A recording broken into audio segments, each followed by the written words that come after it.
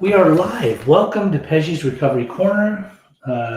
It's been like a minute since we actually did this podcast. It's been a couple of weeks. Um, been working on some stuff, but this is a recovery podcast, so I feel compelled to bring back some more guests. And today I brought a very special guest of mine. This is a recovery podcast where we talk about all things recovery, or lack thereof, depending on how you roll. Today my special guest is JFK. Hi, JFK. Hey, Patch. Welcome to the corner. Hey, everyone. So he's a friend of mine. We run in various circles. I've found him to be quite an interesting human being. I think we've known each other now maybe a year and a half, maybe 2 years. But I'm kind of intrigued by who he is as a human being. He's a deep spirit. Today's topic is marijuana and mysticism. First, we want to learn about you, where you're from, where you were born, where you were raised. We'll get into some things, and then we'll talk about the recovery aspect. So who are you, JFK? Who am I? Yeah. Well, so just to start off, hello, everyone out there listening. Thank you very much, Pej, for having me on the show. I'm really happy to speak on the topic. Who am I? I am almost 50 years old. I'm from Southern California. Mm-hmm. I grew up in Los Angeles. I got sober in Los Angeles at the age of 22. Mm-hmm. I did my schooling in LA. I went to college in LA. You got sober that young? Yeah, I got sober at 22. Okay. Yeah. All right. Why? Why so young? I suppose, like all of us, you get sober when it's your time. And for me, I got sober when it stopped working, Okay. When it just wasn't fun anymore. So growing up in LA, I mean, you're from the West Side, correct? Mm-hmm. And growing up during we're about the same. We are the same age. Yeah. Growing up during those times, like, what was it like? Was there like an inadequacy? Did you feel uncomfortable in your skin? Did you not fit in with your friends, or were you trying to fit in with your friends that you started experimenting with things?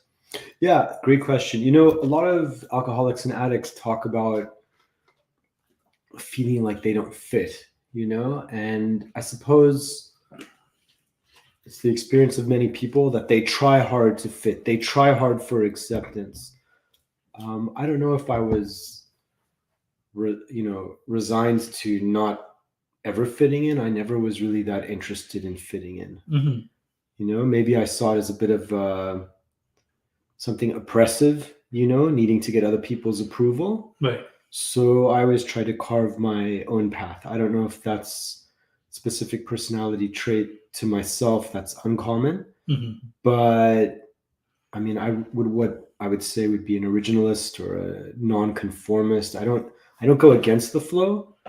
I'm just not that interested in the flow. I more follow my heart, what I think is right and wrong, what I think is cool and not. Mm-hmm. I have noticed, looking back, a lot of the things I did were things that I saw in the world that I thought, that looks cool, let me do that. But I never just did stuff because everyone else did, and stuff that other people were doing that didn't appeal to me, I just wasn't that interested in. Okay. So, yeah. So, I mean, as far as substances, what's the youngest that you can remember you were when you started using any substance, and why did you? Well, I mean, so that's a great question. I consciously got drunk at the age of 13. Why did I? Curiosity, Were you around friends? Were you around family? Was there alcohol? Yeah, there was a kids' party where there was adults.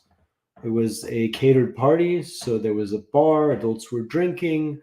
For me, being someone curious, I wanted to see what that was like. So, I mean, even as a child, though, I mean, you look back into what you could say is drug-seeking tendencies, but it's really being experimental and maybe even the sign of a curious person, which is not a bad thing. I mean, my father would drink coffee every morning, and as a 3-year-old, I climbed up on the table and pulled the coffee and burnt myself. I had a scar for a good 30-something years. One day I was showing people the burn on my leg, and it just wasn't there anymore. I've been marked from the drug, from caffeine, Mhm. since a small child, wanting to know why does this man get up And drinking slow coffee and every day. woozy. Then he does this thing he goes to, and then suddenly there's a little bit of a shift and he starts his day. Right. So I wanted to see that. That was at the age of 3. At the age of 4, I drank a bottle of my mom's perfume. I was drunk for 3 At the days. age of 4? Yeah. That young? Well, I didn't know what was in it, but I was curious, I've always Drunk for 3 days. Well, You were 4. I don't remember, but I mean, I think when you drink methyl alcohol, Yes. it's got one of those effect things on you. Right. Maybe I'm still drunk from it. I smell good, but and then I remember they, my family, like religious occasions, Mhm. wine around, Right. and the older cousins giving me wine under the table Mhm. to watch me get drunk and lose control. So I remember those kinds of heightened experiences. I don't remember much about them, but at 13, I consciously went to go get drunk because I wanted to see what it would feel like. Okay. Did you have any siblings that were older or younger? Anybody that you looked up to? I have a younger sibling, Uh-huh. and I don't know, did I ever look up to anyone in my life? My karate instructor, Sure. rock and roll stars. Most people did not impress me very much. I was never happy with my surroundings or my environment. Okay. Yeah. So you didn't really like your upbringing? No, I always felt like something was missing, Mm-hmm. that things needed improvement. Okay. And that is a spiritual thing that I was experiencing that we'll get to. Okay. So then when you were seeking to get drunk at 13, did you succeed? Oh, yeah. You got smashed? Oh, yeah. I'm really good at that. Okay. I was a protege. Right. Yeah. First time I picked up, I was very successful in getting very drunk. And did you black out? I did not black out, but what happened was I had a twist in my consciousness where it was something like a dream. Mm-hmm. It was a very amazing, powerful, interesting experience. There was a lot of energy in that experience. Okay. Yeah. Right. Yeah. And so you kept seeking that. Did you like it? Did you like the first drunk? I mean, I real did, drunk? but I didn't love it so much that I was like, I know what I want to be when I grow up. I'm going to be a drinker. Right. But it was great, and it was something that I decided. You like the sensation. You like the feeling, the sense of ease and comfort. You wanted to keep doing that. You know what? I liked having my consciousness shifted. Right. I liked that I was curious, that I was experiencing life differently. Something that's strange had happened to me. Mm-hmm. Today, I really have a personal understanding of that as there was spiritual power in the bottles. I think it's no mistake. Alcohol is called spirits. Wine and spirits. Spirits. Yep. Does it lift your spirits? Well, I actually think the material world made out of matter, mm-hmm. the spiritual world, if there is such a thing, because we don't know, we don't observe it directly. Right. So it's a theory, it's an idea. But, you could arguably say the material world doesn't exist either. It's just some trick of perception. Like an illusion? It could be a matrix, a simulation, an illusion. Mm-hmm. This could be a dream. Who really knows? Right. But assuming the material world is real, mm-hmm. and assuming the spiritual world is real, right, then really what to me makes up the spiritual realm is that which is not material. Mm-hmm. And the part of me and the part of you that's not material is your consciousness. It's the way you experience your reality. That's not a material thing. No, it's like dreaming. It's like spiritual. It is dreaming. Well, it's something that's not physical. People can argue it's mm-hmm. a process of the brain, okay. self-awareness, being sentient. Mm-hmm. But you know what? You can look at it at many lenses. Right. My experience of life, the way I consciously experience things, my consciousness, when I put that alcohol in this body, there was a shift there that was very interesting to me. And I really believe whatever I was experiencing spiritually, that was an additional spiritual force that changed my consciousness. So do you think it was a bad thing that you wanted to seek that type of feeling? I don't know. Why do people go into outer space? Why do people go into research biology and look at electron microscopy? They want to experience. We want to know. We want to discover things. We're curious. Right. We're curious. Some people, you could say, turn to substances to blot out pain. Mm-hmm. Some people are curious, what's it going to do to me? I think almost everyone tries it out of curiosity. What's it going to do to me? Mm-hmm. Out of curiosity. So did drinking continue, or did you get into marijuana? What? Drinking continued. Okay, and then 15, 16, binge Mhm. drinking on weekends. Friday, Saturday night. okay, Binge drinking. Experimental so binge just the drinking. weekends. Well, yeah. I mean, I'm 15 years old. I Yeah. drink in my parents' house. I don't have a car. And I wasn't really in that kind of state where I needed to be drunk every day. Right. I don't know how I got through that period without being drunk. I was extremely stressed. I think I've always been extremely stressed. Okay. Yeah. So, do you think the stress was? Where did the stress come from? Was it within the house? Was it high It's a expectations? great question. High expectations. The home was very stressed. The engagement there was very stressful. Mm-hmm. My parents. I don't think that's why I'm an alcoholic, though. Right. I think even if I had no stress, I still would have been curious, Mm-hmm. and I still would have enjoyed it, and I still would have done it. Maybe for different peripheral reasons. Right. But I was stressed in that week, and I could really have used some relief. Mm-hmm. So you could say it was partially relief, but it was also, there was something in that bottle that was of supreme interest for me. Mm-hmm. So are you, at 15, 16, it was binge drinking on the weekends because it was readily available. You didn't have a car. It was within the house. Did it transition into other things? So, I mean, just to put in context, other friends had cars. We'd go to people's houses. Sure. Other people's parents were more permissive. They'd go away. They'd leave the kids alone with money and keys. My family was very strict. I really enjoyed that freedom, that autonomy. And, maybe you could say alcohol is a metaphor for freedom for a lot of people. It's some kind of escape or freedom. So it wasn't just like, let's go get plastered. It was like adventure, experience. What's going to happen this time? If I drink this alcohol, what would it feel like?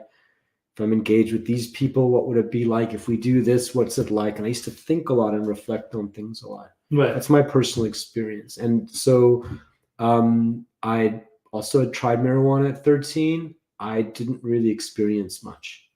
That might have been a factor that it wasn't that strong, or my brain didn't understand it. Alcohol was sort of instant effect. Marijuana was a little confusing. Right. But maybe at 17, just a little bit of smoking here and there, maybe some better quality stuff, and starting to have hot experiences. Different experiences. A little different from being drunk. Obviously, experiences that you started to like because you were doing it more regularly. Well, I remember being in a house at Malibu and sitting on the back porch, and I just overlooking the ocean, and I lay down and I took my head back to the ocean. I was upside down, and I just sat there for 3 hours, just watching this water come from the sky because I was upside down, and just, I don't know, reflecting on what is this world? Yeah. It's very strange, also philosophical and strange. Yeah. Okay, and so like growing up, besides experimenting with things, were you educated? Was it a requirement within your house to perform well in school or even in religious activities, if you will? A lot of pressure around school. It wasn't clear what for. There wasn't direct assistance. It was very much bottom line, results oriented. You do well, you don't do bad, with a lot of discipline, emotional abuse, physical abuse. Kind of like, you're good if the school's happy with you. If the school's unhappy with you, we're very unhappy with you. So how'd you perform? Above average. Above average. On occasion, tank out because I didn't feel like it. Okay. Above average. But over time, started studying more and more. I went to a very good high school. I was very well educated, and I wound up going to university at 18. Awesome. Yeah. Okay. So throughout your adolescence and all the way up until 18, with all that was going on, even though you were experimenting, you were still performing well in school. So did your parents know about you using marijuana? Were they okay with this, or did they not know and it was just unspoken and you didn't need to let them know? I think we hit a point where on the weekends I'd go off and I'd come home, and I don't think they knew anything that was happening, and I wouldn't want them to. You were hiding it well. It wasn't even hiding. I just wanted nothing to do with them. I grew up in a home where it was kind of like, this is not safe. Mm-hmm. I stay in this house, but it's not my home. I was told it was my home, Mm-hmm. but I never felt comfortable there, and I just wanted to get away. Okay. Yeah. Understandable. So you went to university. Yes. Did this take off into different directions as far, I mean, educationally, obviously, I know you are educated. I mean, it's very evident whenever I talk to you. You know, like I know you're well-read, well-versed, and probably performed quite well in school. I wouldn't doubt it for a second in my life, just by knowing who you are. But when you went away to university, did partying continue? Or, I mean, obviously you got sober at 22, so something must have happened between 18 and 22. Increased. And were you like pretty much in the college scene and the university scene where people were? So where I went to school, there was a lot of fraternities and sororities. Sure. And I wasn't that interested in being part of that aspect, but I was happy to go drink at their parties. Right. For me, the parties were the highlight of school. I didn't know why I was in school, what I was supposed to do. I had some magical thinking that you come here and you finish and you figure it out. Everyone said, don't worry about it. You'll figure it out.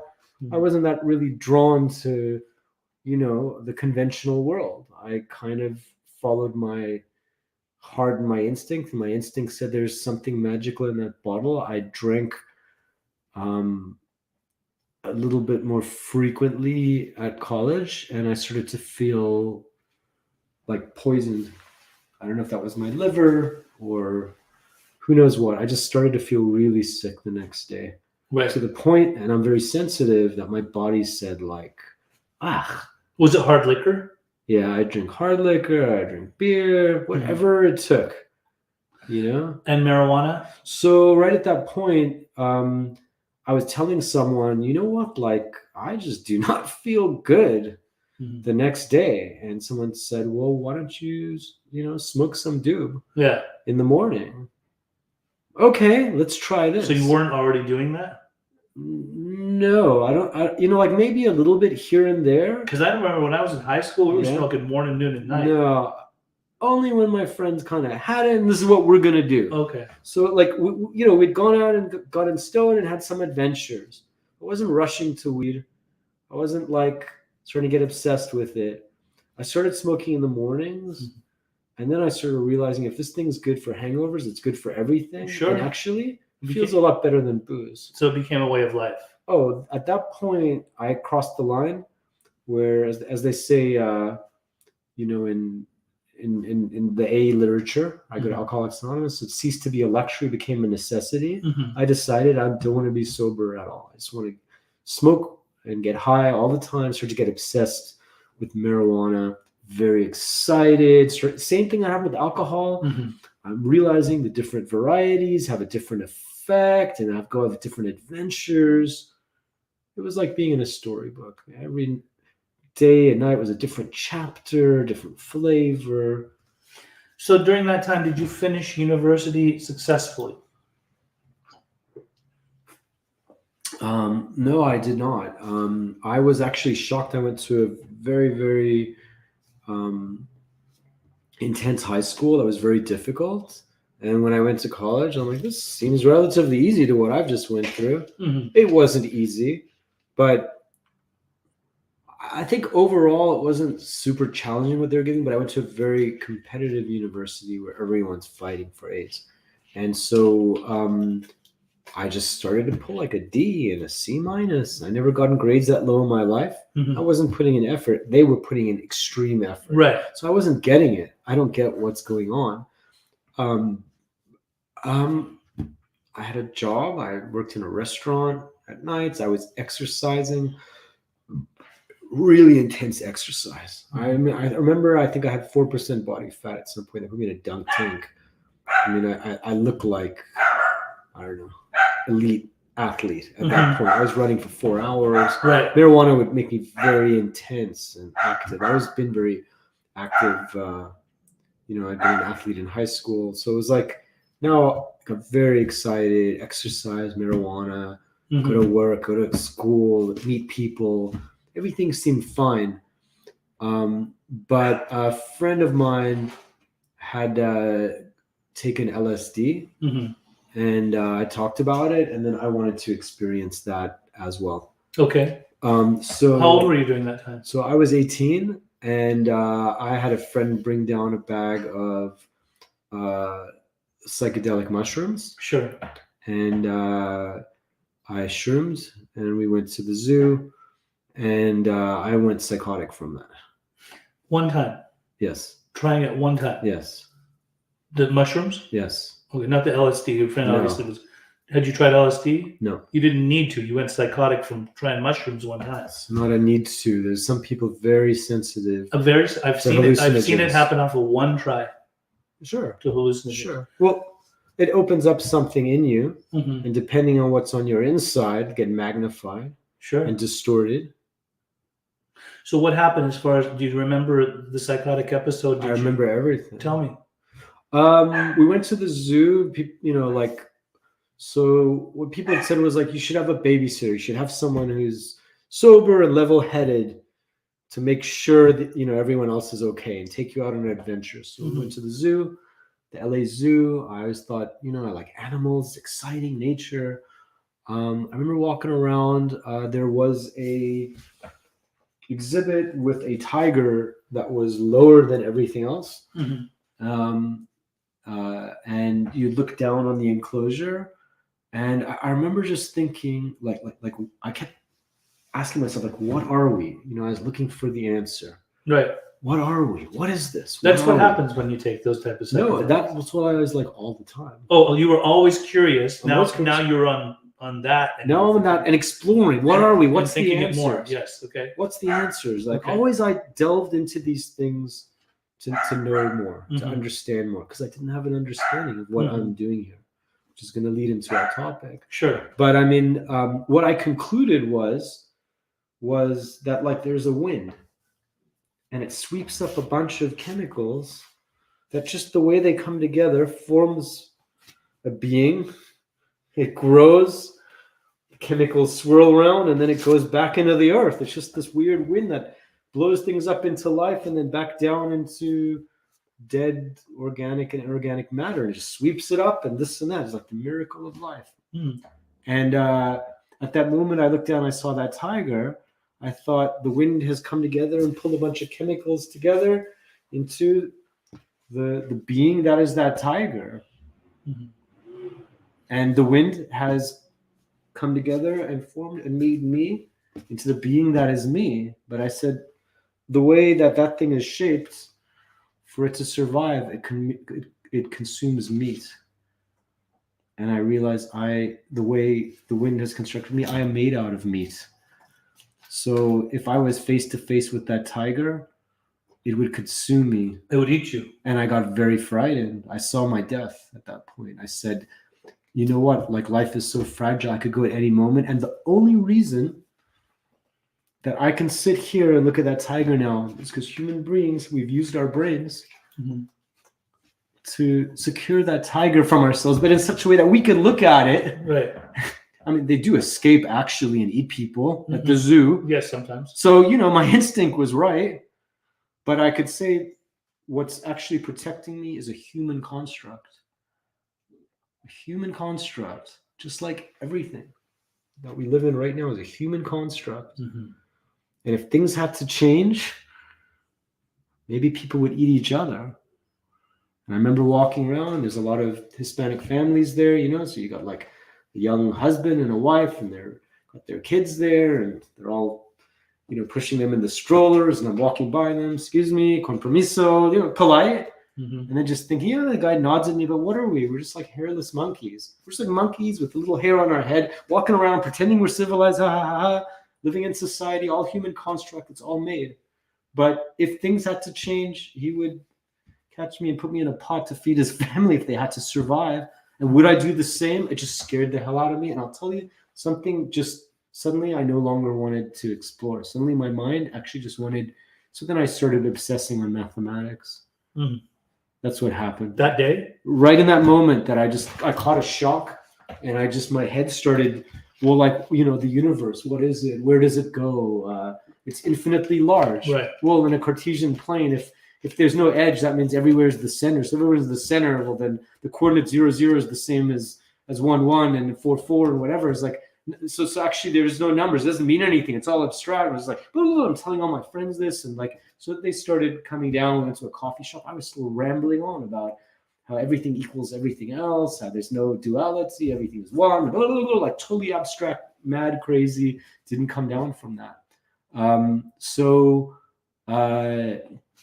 I'll hop, skip, and a jump without going into too many details, but I was taken into the student psychiatric services.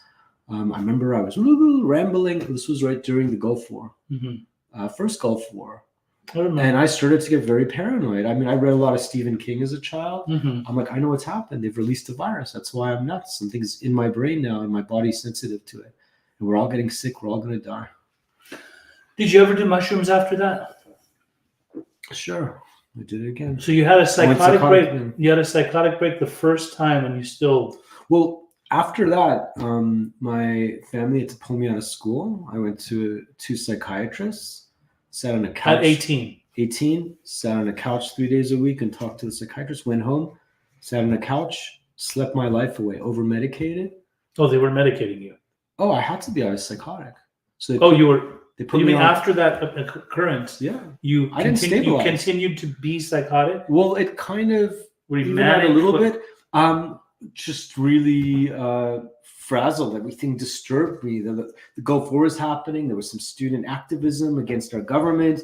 I became convinced they were going to draft us, send us off. I remember those times. They were experimenting on us. All my head started manufacturing fantasies about what was happening. Got very paranoid and frightened. Couldn't understand what was happening. So they medicated me maximum dosage of antipsychotics, and I sat on my parents' couch drooling, wishing I was dead. Interesting. So when you were seeing the psychiatrist and they were medicating you, did you stay medicated for a long time? Yeah, I was medicated on the maximum dose for about 4 months. Okay. And they started lowering the dose. And that was for psychosis? Yes. Okay. There were psychosis medications. Yes, an antipsychotic. And were you still, major tranquilizer. And were you still experimenting with any substances? No, I couldn't get off the couch. I was lost. How long did you say this lasted for? The psychosis? Yeah, and being medicated. Oh, I was medicated from the psychosis. That was about January, all the way through till, September, October. So about 8 months. 7. Yes, 8 months. 7, 8 they started lowering the dose. Okay, so they lowered the dose, and then you found some normalcy in your thought process afterwards? No, I did not do well on medication. Okay, but you got off the meds. Well, I just stopped taking them, and I went back to smoking marijuana. Okay, and this all sounds all too familiar for me. Not because it ever happened to me. I never have had to take medications for any type of mental health, but I work obviously in the field, and I see a lot of people that have been diagnosed with psychosis, depending on drug-induced or just a natural psychosis that they have. And sometimes they will resort to smoking weed because it relieves them much more than the medications that they take, let alone some of the medications that they take make them gain a bunch of weight and things like that. So I gained weight. Yeah. I lost all sexual interest. I was so medicated. I think I had a 3-second memory. Wow. I couldn't remember what had just happened. So I couldn't have a conversation. I could say 5 words. That's surprising for knowing a guy like you. When I talk too much, but I would start saying something to someone and forget what I was saying. It would be a pointless comment. Then I'd feel stupid, and I actually felt like stunned all the time. Stunned. Okay, so moving on. You went back to marijuana between 18 and 22. Why did you end up going to rehab at 22? Right. So I went back to marijuana, and then the marijuana use intensified. I started selling it. I started doing a lot of ecstasy at parties. Mhm. Great period of I my remember that era. party career. I remember that era. Yeah, I don't remember you. So we both probably hung out a lot. I'm sure we were in the same circles. We That's might why, have been the that's same why when I circle. first met you, you looked really familiar. No, probably not. Well, we're the same age and we were both in LA. LA's big. LA's big, but if we were doing Did the, you go to Flammable Liquids? of course Doc I did. Martin? Yes, I Okay. did. Yeah. So yeah, you and I We did. in a group of maybe 40 people in a club You never know. dancing till 11 a.m. That's right. Right? So that's what we were doing all That's the what time. we were doing. That was just all going of the to 90s underground parties. Yeah. And me smoking, we used to call it bud. I don't like the term weed. We used to smoke bud But and drop X, not E. We used to drop X we and smoke call it bud. X, yeah.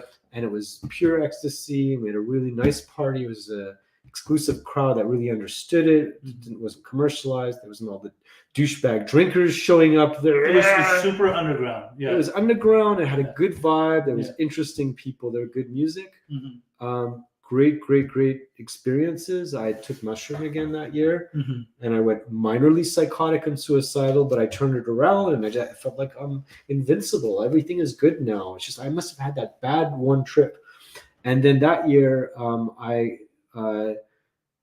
decided I was going to try LSD, and I took my first LSD at the age of 19, Mhm. and the LA riots broke out within half an hour, and I went psychotic again. I was convinced there's going to be race wars. It's the end of civilization. This is what I've been foreseeing. That's why. And now it's happening. Now it's happening. And now I'm like really frightened, right? All this human construct that I mentioned that's keeping us safe, it's starting to unravel, and we're not going to hold it together. And here's little old me. You know, I'd studied evolution in high school. Mhm. So, you know, survival of the fittest, I am not fit enough to deal with. It freaked me out. It freaked me out. So I went psychotic at 19 on LSD. Okay. Again, I got pulled out of school, over medicated, sit at home. This time they lowered the dose. I went back to school and I just started smoking weed again and stopped taking medication. Just decided no more hallucinogens. So now I was smoking marijuana. I was living in my parents' house. They caught wind of it. They went to interventionist. They weren't happy about it. Oh no, they'd had enough. They saw it as a disciplinary problem. Right. Kid's out of control, doesn't want to do the right stuff in life. We're going to treat it as such. So the interventionist said, yeah, you force him into treatment or you kick him out on the streets. My parents said, whatever it takes. Oh yeah, sure, do that. So they came to me and tried to strong arm me into treatment. And I said, or what? And they said, well, then go. And I said, well, this is an easy decision. Did you go? Or did you go to treatment? I went to the streets. You went to the streets. That's what I thought you were going to say. Yeah, I went to the streets. Okay. So from 19 to 22 streets? I went to the streets for 2 months. Oh. I got very skinny. I was not good. It didn't work out. I kept trying and trying, couldn't land a job, couldn't figure my way forward. Mhm. And then I just said, you know what? I'll play the game. I'll go to treatment. I got tricked. I thought they said go for a few weeks. I went up in a year-long residential treatment center. A year long. Yeah. You Wow. remember back in the days? Yeah. It was Pico Robertson area. long programs. Year-long residential, sitting on couches all day talking, Yeah. behavior modification, cognitive behavioral therapy. How do you feel? And how do you feel about that? And how do you feel about this? And how do you feel about that? And at the end of that, I knew all about why I feel about what.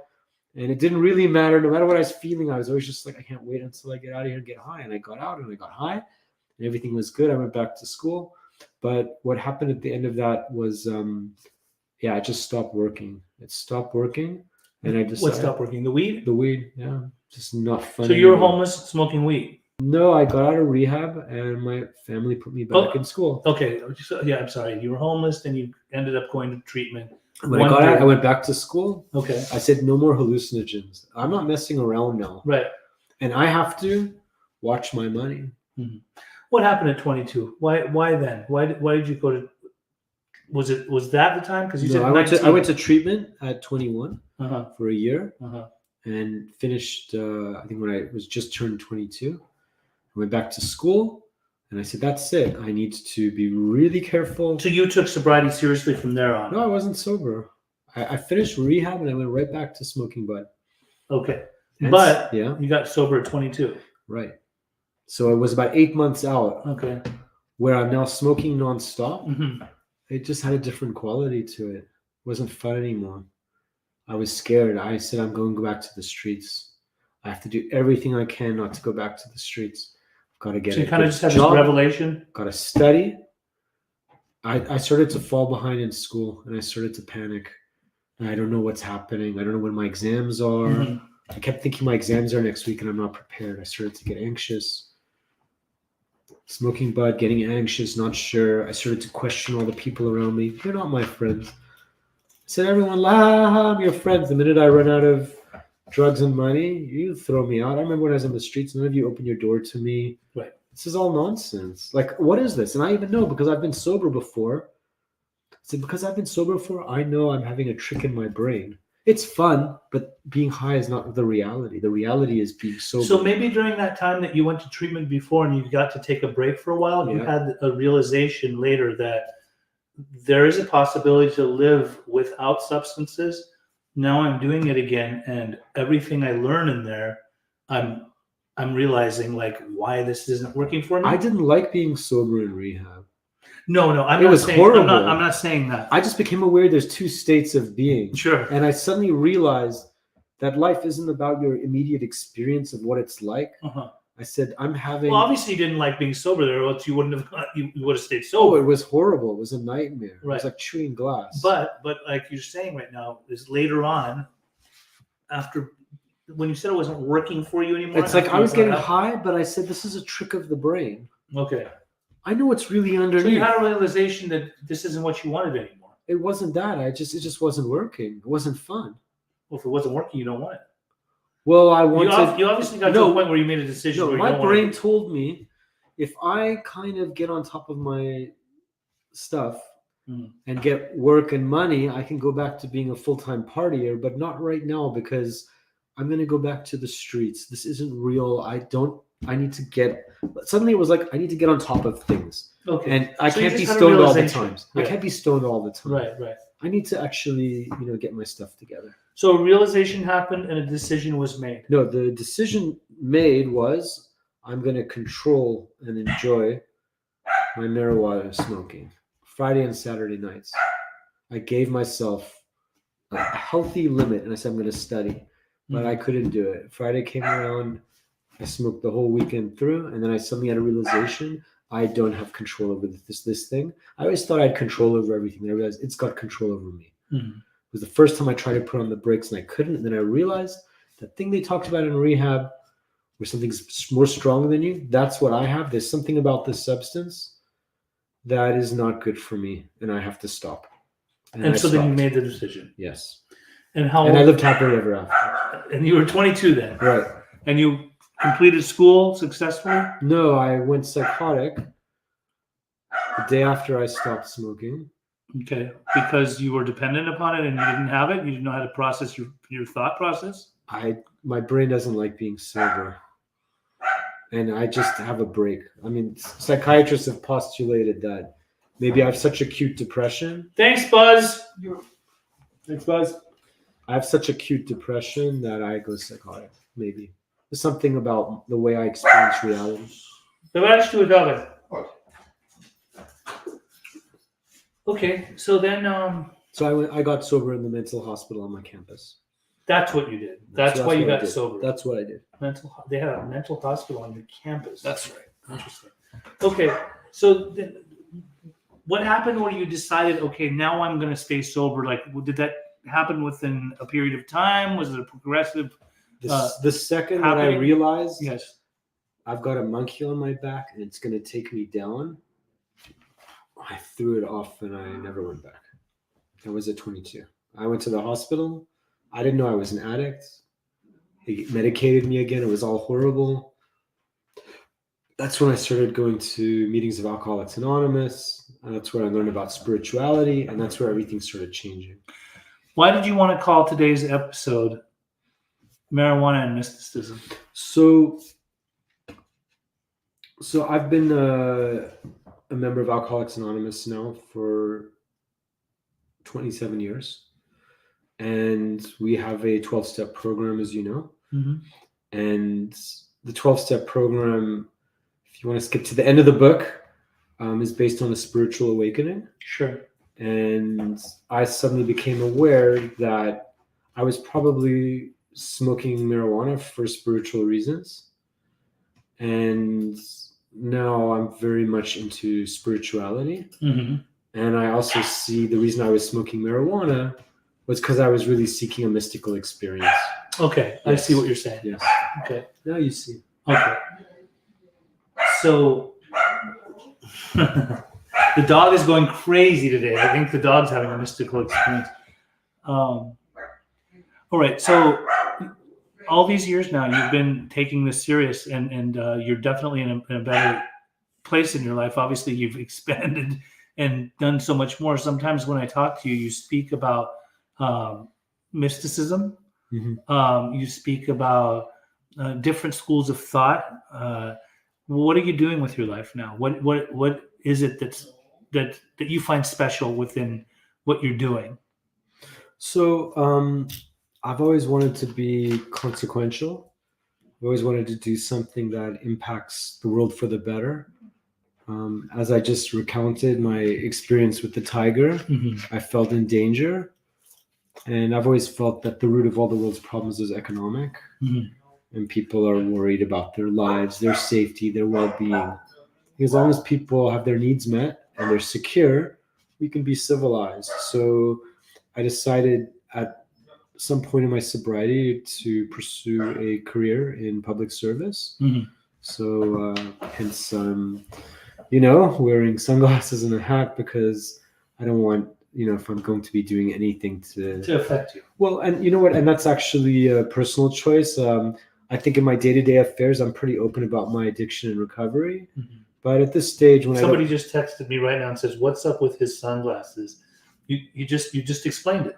well, as you know, today in the world of online job searching, they're going to drop your name into Google. So I didn't want them possibly to see, oh, well, here's the guy. Now I'm being so candid and open Sure. publicly, about my mental health history, which Right. I mean, I'm not ashamed of. I can put it in context, Mm-hmm. but some people might be prejudiced in the circles I'm going into. Absolutely. So That I'm happens. going to be careful of Be my more career. private. So Listen. I've finished a master's degree, and I'm trying to get established in a new field that's very challenging right now. Okay, Right. so sometimes, like before we ever even scheduled this, you would sometimes send me lists of different things that we could talk about. Yeah, we can talk. So there's a few things that I want to go over now. Sure. So obviously we're in a whole different era now. Let's say Alcoholics Anonymous. It was created in the 30s, 1930s, right? It was a very young program that was already saving lives as it progressed within a couple of years. It was working from the start. It was working from the start. There was two founders, right? They were alcoholic. They That's right. also did sedatives. Like, they weren't doing sedatives like they were doing alcohol, but they did sedatives to like relieve themselves when it came to benders and things like that, or doctor prescriber, sometimes maybe even not doctor prescriber, who knows. Regardless of the fact, now we are in a whole different century. Yes. We are experiencing a lot of youngsters that we see are getting sober, or some of their families are pushing them to get sober. Some of them themselves are realizing their lives aren't working out for them. Some of them have various addictions. Some of them just have alcoholism. Some of them have addiction. Some of them love fentanyl. Some of them are being sent to AA meetings. Some of them are not alcoholics that are being sent to AA meetings. You and I are both part of a group where they don't discriminate. It doesn't matter if you're an addict or an alcoholic. Truth of the matter is, there's literature. There's steps to be taken. So we see a lot of people getting well in that particular program. It's a 12-step program that's the grandfather of all the other 12-step programs. I love what you brought up about, having the spiritual awakening. I believe that you and I have had some conversations, probably better to have more and more conversations, because I love when I have like-minded conversations with friends that have studied things where they have built up their own school of thought, and where I've studied my things, and we come together and we share ideas and things like that. When we talk about mysticism, this is a very touching subject for me. I love mysticism. I love Rumi. I love to tap into love, into the heart, into the consciousness. It's much more deeper than that surface level living that a lot of people live, or even when we were not well, right? Beneath the surface, that the underbelly of the beast, if you will, type of living. So as far as now, what do you think about the many people that come into recovery and the struggles that they have? Obviously, I'm sure you've met some people that have probably been youngsters that remind you of yourself, that have done the experimentation with hallucinogens. Some of them might be permanently shot out. Some of them might actually still talk about it in a way to where it's not a bad thing. I personally, a couple of years ago, wrote on my Facebook, what was your personal experience with LSD, and describe. And to my surprise, I thought like people were going to come and say like, don't do acid, right? But majority of people, even in recovery, a lot of them, even in recovery, said they had some of the most outrageous, extravagant mind warp experiences when doing LSD, right? And personally, like I know I did LSD to escape. I did mushrooms to go on journeys, right? Psilocybin. I know these days they're prescribing this stuff to people with certain mental health deficiencies in microdoses, right? Same with ketamine. There's ketamine therapy. There's LSD therapy. There's there's mushroom therapy. Thoughts, like tell me. Thoughts. We should. You know what? We should put you in a podcast, man. You're in a podcast. Listen to this guy go. Thoughts, opinions. Thoughts. Wow. So, firstly, I just want to say there is a distinction between a sober alcoholic and addict and a loaded alcoholic and addict. I'm not really of the frame of mind that the different substance that you preferred or tried or hit bottom on, where it was taking you, is really that relevant to recovery. Okay, now you could argue, and I've heard addiction specialists, experts, Dr. Mate, for example. Gabor Mate. Yeah, said, when you feel down, you want to go up. You take cocaine, right? If you're in pain, you need to soothe yourself. So you take heroin and morphine, opiates, you know? And what do you say when you're too excitable and stressed, you drink because it's a depressant and it makes your central nervous system calm down. You could argue that people are seeking relief from a something, which is why they have a preference. I mean, what's my preference? Maybe this is boring for me and doesn't make sense. What the world presents to me as such, what I see people living for, I'm like, that isn't for me. I don't know what's for me. So maybe I smoke marijuana and take hallucinogens and have ecstasy because I like adventures, because I find meaning in these things. Something that feels meaningful. I'm sense making and it's exciting. And so whatever it is, the one common factor among all alcoholics or addicts is that we don't want to be sober. You see, for me, what it means to be an alcoholic addict, and this is different from the substance abuser, substance dependent person who's a non-alcoholic or an addict. And again, this is just theory, and like addiction is one of those hard things to define because you can't do double blind, you can't replicate and say, here's a person as an addict and not, but the same person, and what's the difference? So we're all different and have different behavior patterns. But I think the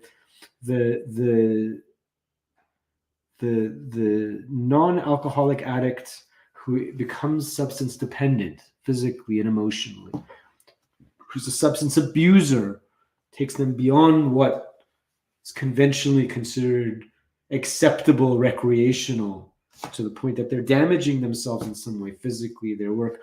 The big difference is that the non-alcoholic or an addict recognizes the stuff's not good for me, I need to slow down or stop, and they reprioritize. The alcoholic or an addict is so transfixed, they're addicted, they're hooked, they're married to the substance. And the reason why is because to be an alcoholic or an addict, what that means to me is that being sober is not a natural state of mind to us. We just don't feel right sober. Right. It's every alcoholic or an addict. We're actually seeking relief from being sober. The problem is sobriety, Pesh. I bet you didn't know you call here to talk about sobriety. That's the problem, is being sober. Mhm. Being sober is not the answer. The answer is a spiritual awakening, Mhm. in my opinion, because that's the only thing I ever found that really works. Right. So, do you believe every human being has mystical qualities or is a mystic at their inner That's core? such a great question. That's such a great question. Do you believe it?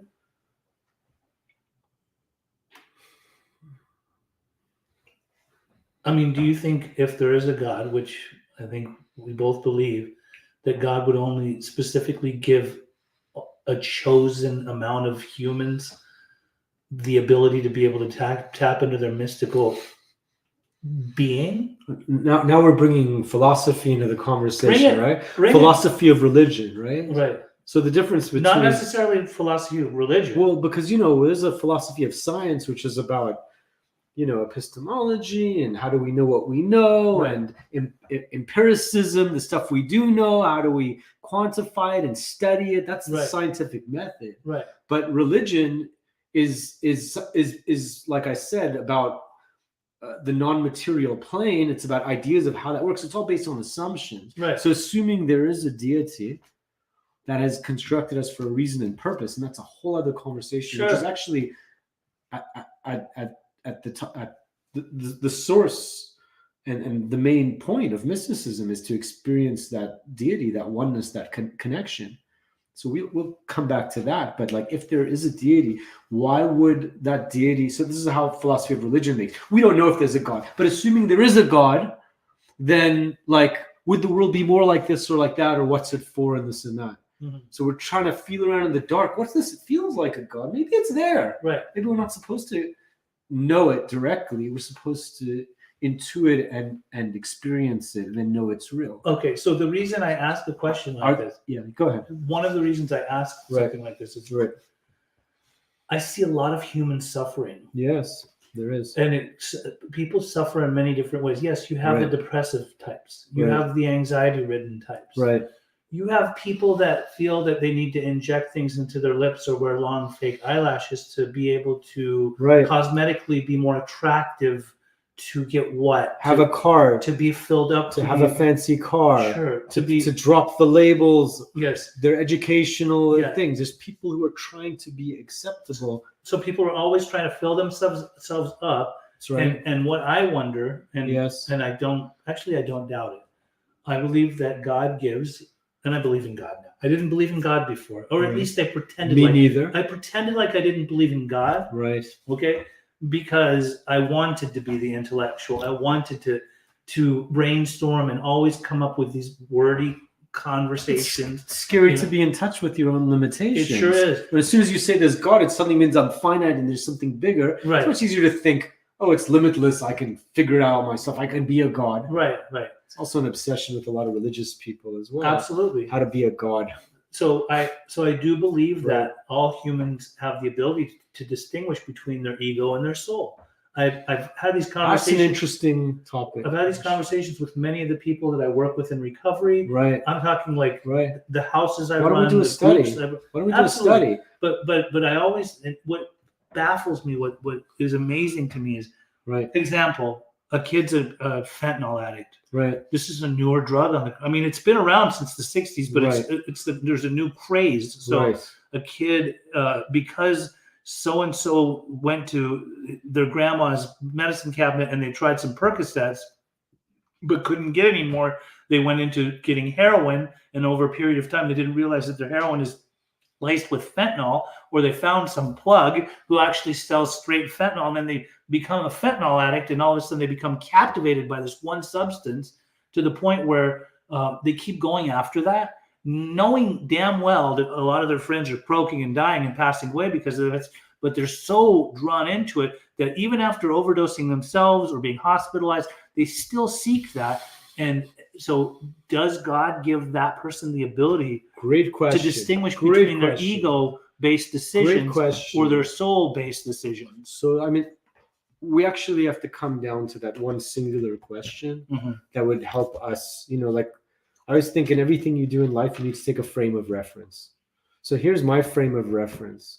which is what's this really all about for us? This? Everything. What's it All of all about for a human being? Right. What's it about? And I believe what it's about is finding meaning.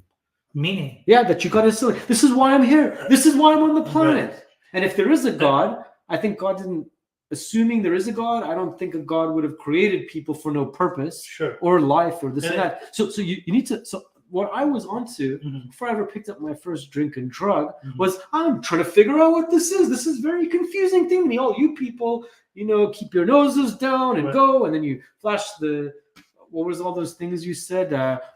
My lips, my makeup, my Sure. fancy car, my job, All the cosmetics. and I'm just kind of like, well, and so what? I was like, and so what? And so what's that for? And what's that for?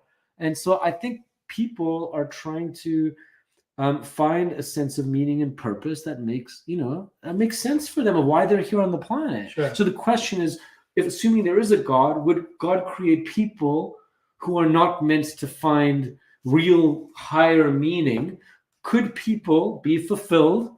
Could people find meaning without ever experiencing spirituality or God in just the material world?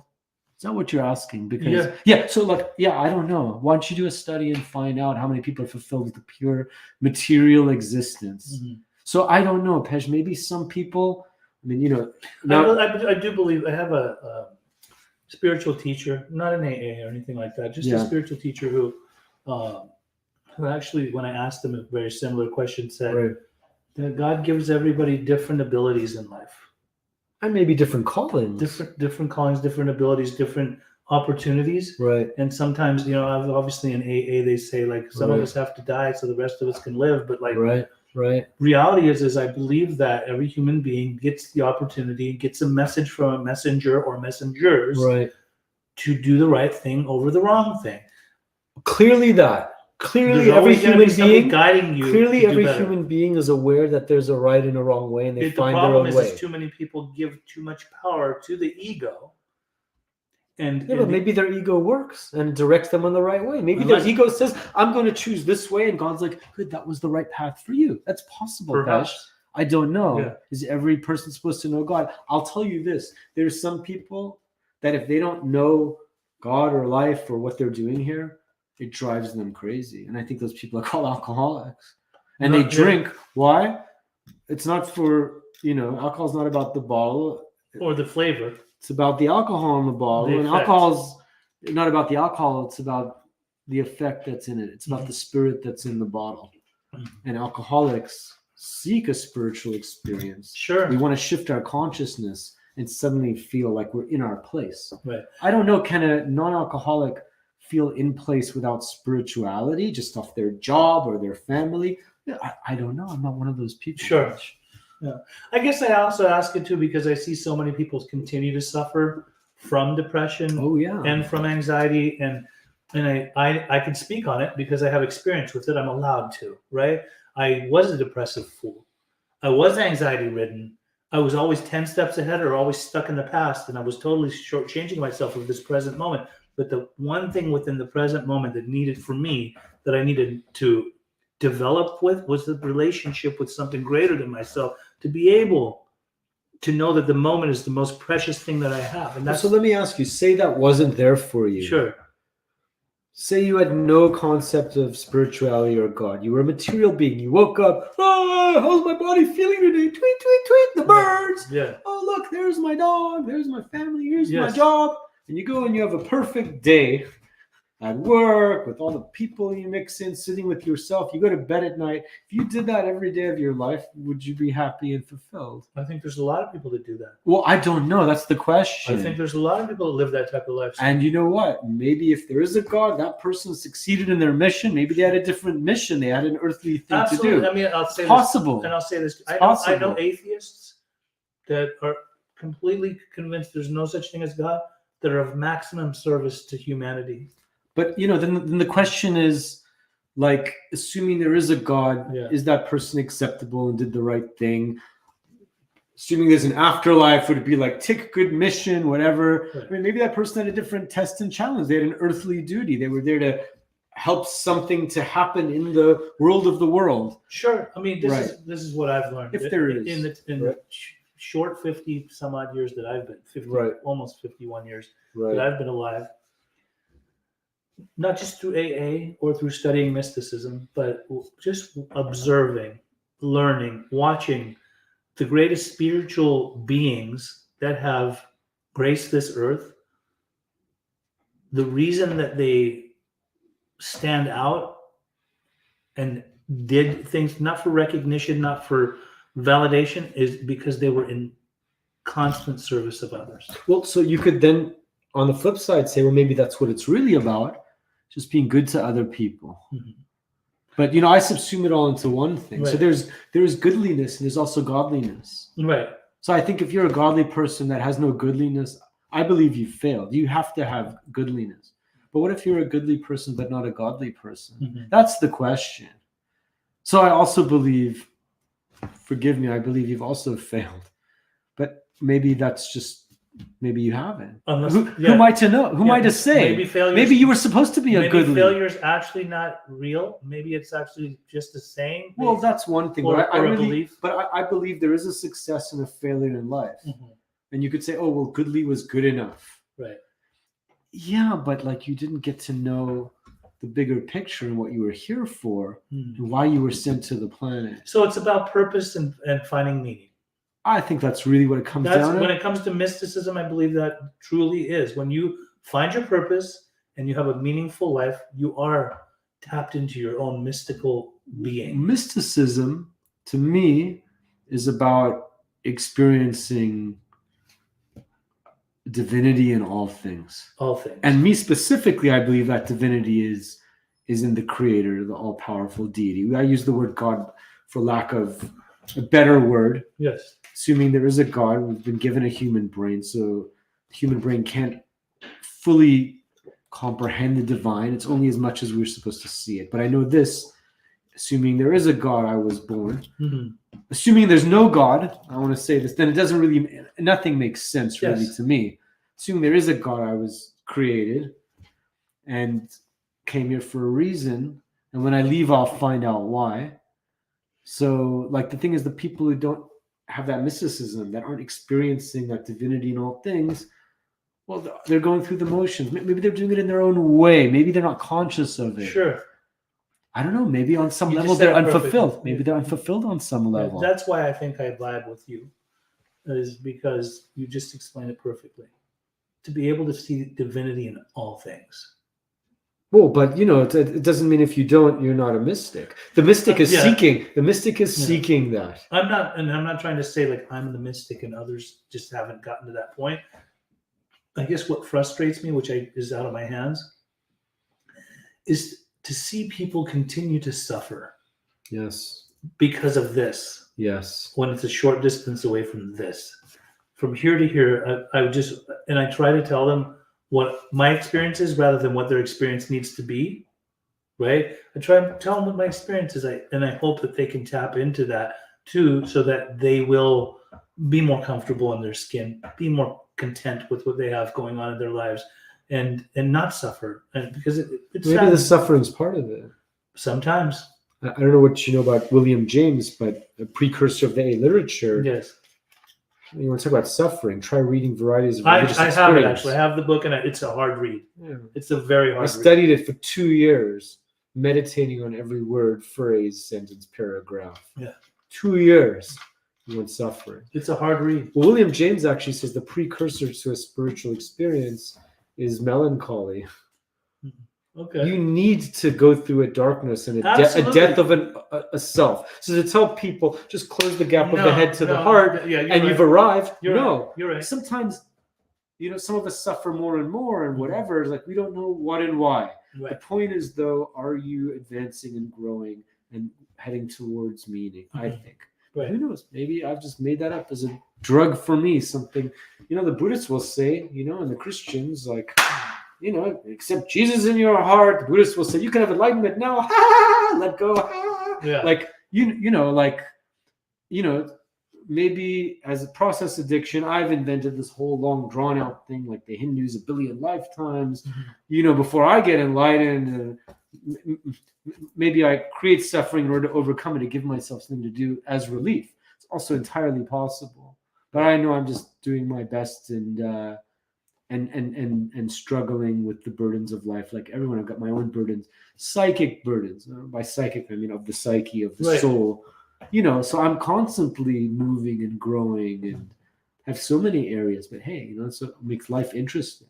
Absolutely. What if I came here and I was just fulfilled and I said, I don't know. The thing is, I saw in a movie, The Thief of Baghdad. It was one of my childhood favorites, and the hero had an adventure with the sidekick, and they completed their mission. They were successful, and the sidekick was sitting in the oasis, being fed the grapes, fanned, by the feather, by beautiful woman.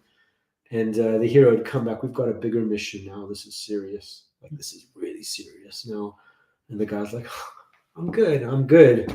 I'm happy where I'm at. And the hero said to him, when pleasure remains, does it remain the same?